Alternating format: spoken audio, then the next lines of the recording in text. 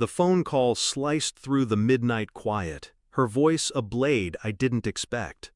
I stood in the dark of our cabin, sawdust still clinging to my hands, the air thick with pine and betrayal. "He's a washed-up loser," she whispered into the receiver, thinking I was asleep. "Send your assassins to his cabin. Make it look like a bear attack." My wife. My Claire. Her words sank into me, cold as the steel I used to carry. My heart didn't race, it stopped. I didn't buy this cabin for woodworking. The calls I'd made years ago, encrypted, untraceable, ensured her father's men would never reach me. I'd buried my past as an SAS operative, but it was never gone. It lived in the walls of this place, in the traps I'd set, in the instincts that never dulled. Claire thought she knew me, a quiet carpenter, a broken man. She didn't know I'd been listening to her calls for weeks, her voice shifting from love to venom. I stood there, motionless, the phone's glow casting her shadow on the wall. My shadow stayed hidden. Her words echoed in my skull, each one a splinter. Washed up, loser, assassins. I'd loved her, built this life for her. The cabin, the hand-carved table, the promises we'd whispered under starlight, it was all for her. Now it was ash. I didn't confront her, not yet. My training taught me patience, the kind that waits like a predator in the dark. I replayed her words, searching for cracks. Her father, the politician, had always hated me, too lowborn for his dynasty. But Claire? She'd kissed me goodnight an hour ago, her lips soft, her eyes empty. I sat at my workbench, the chisel steady in my hand. Inside, I was unraveling. Had she always despised me? Was every touch a lie? I carved a notch into the wood, deeper than I meant. The truth was there, buried in her late-night calls, her sudden trips to the city. I'd ignored the signs, her perfume lingering too long, her smiles too sharp. I wasn't a carpenter. I was a ghost, and ghosts don't trust.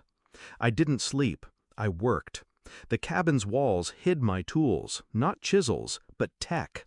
A signal jammer, a voice recorder, a burner phone linked to old contacts. I tapped her phone first, pulling logs from her late-night calls. Numbers traced to her father's office, coded messages. Bear attack, clean. I watched her over breakfast. She hummed, pouring coffee, her hands steady. I smiled back, my face a mask. Inside, I was a storm. Every glance she gave me felt like a test, every word a trap. I hacked her father's email next, using skills I'd sworn to bury. Encrypted files mentioned the carpenter, me, disposable. I drove to town, bought a burner phone, and called an old SAS mate. "Check the chatter," I said. He didn't ask why. By dusk, he confirmed. Her father had hired 2 men, ex-military, sloppy. They'd arrive tomorrow. I didn't flinch. I planned. The cabin's traps, pressure plates, hidden blades, were still active. I'd built this place to survive. Claire didn't know. She never asked why I chose this land, this isolation. She thought it was quaint. I watched her sleep that night, her face soft, innocent. My chest ached. I wanted to scream. Instead, I sharpened my tools. The email came at dawn.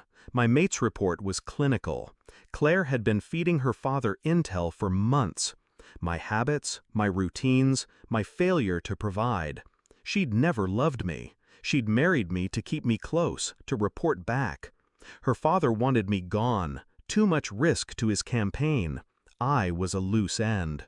I printed the emails, stacked them neatly, waited. That evening, Claire sat by the fire, sipping wine. I placed the papers on the table. "Read," I said, my voice ice.